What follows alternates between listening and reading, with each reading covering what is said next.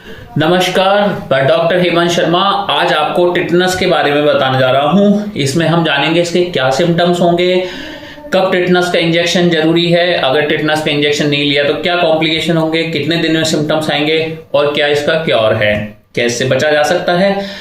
देखो, जो टिटनस नाम की बीमारी है, आपने देखा होगा चोट लग गई तो टिटनस का इंजेक्शन लगाओ, ये करो।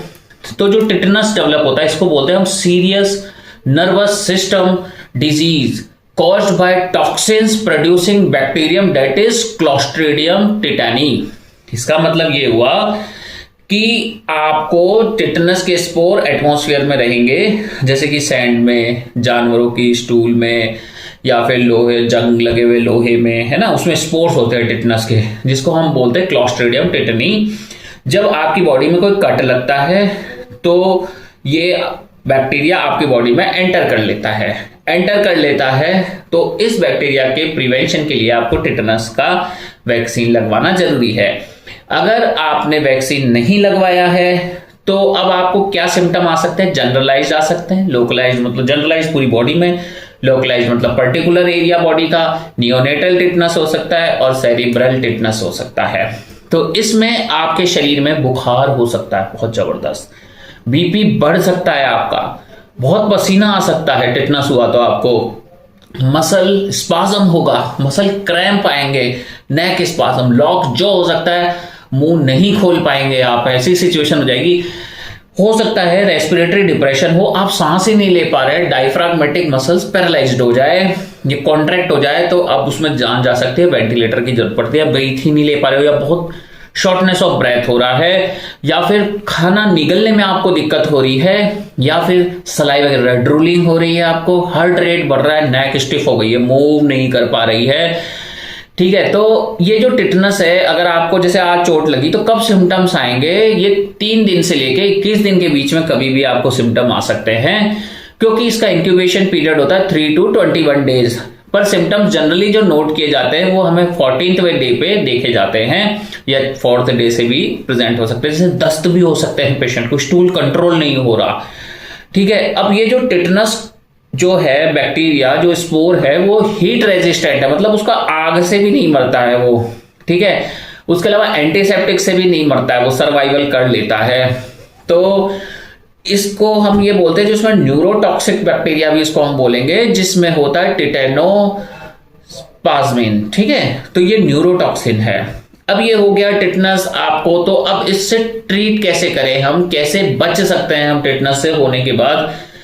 कई केसेस में फेटल होता है, जान ले सकता है, पर इसको ट्रीट करने का एक तरीका होता है, जैसे कि हम बोलेंगे इम्यूनोग्लोबुलिन। टिटनस का इम्यूनोग्लोबुलिन दिया जाएगा आपको।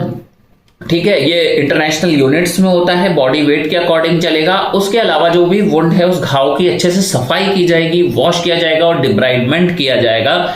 एंटीबायोटिक्स आपको चलेगा।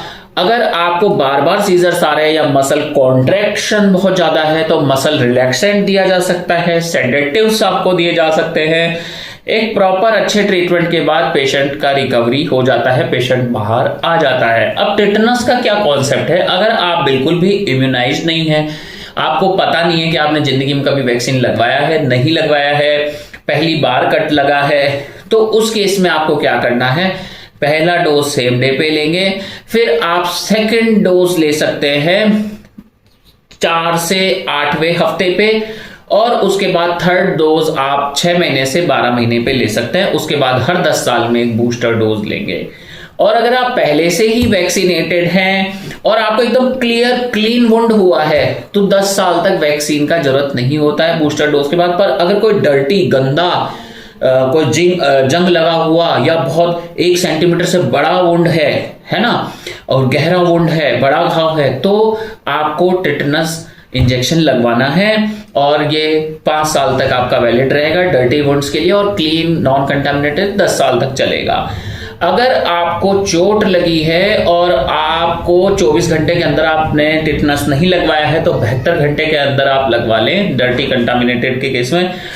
और ये भी भूल गए, बहुत बिजी थे, 4-5 दिन से भी ऊपर हो गए हैं, तो उस केस में आप ये टिटनस इम्यूनोग्लोबुलिन ले लें प्रोफाइलैक्सिस के लिए। तो ये भी आपको हेल्प करेगा टिटनस से बचाने के लिए। ठीक है, तो अगर और मेनली इसमें न्यूट्रिशन सपोर्ट जरूरी है, इलेक्ट्रोलाइट बैलेंस देखेंगे, कैल्शियम लेवल भी इसमें कई बार कम हो जाता है। ये सारी चीजें ध्यान रखते हुए ट्रीटमेंट करना बहुत जरूरी है, अदरवाइज ये लाइफ थ्रेटनिंग हो सकता है, जान भी जा सकती है। अगर आपको भी परिवार में या किसी को टिटनस जैसा सिम्टम है, या वो ठीक हो चुके हैं या आप उसके बाद थोड़े सिम्टम्स परसिस्ट कर रहे हैं, या ऐसा कोई डर लग रहा है, तो व्हाट्सएप नंबर मेरा इस वीडियो के डिस्क्रिप्शन में है। कृपया डायरेक्ट कॉल ना करें, व्हाट्सएप पे जाए, अपना मैसेज करें और अपॉइंटमेंट बुक करें। वीडियो अच्छा लगता है लाइक करें, चैनल पर नए हैं तो सब्सक्राइब करना ना भूलें। थैंक यू, धन्यवाद, गुड बाय, नमस्कार।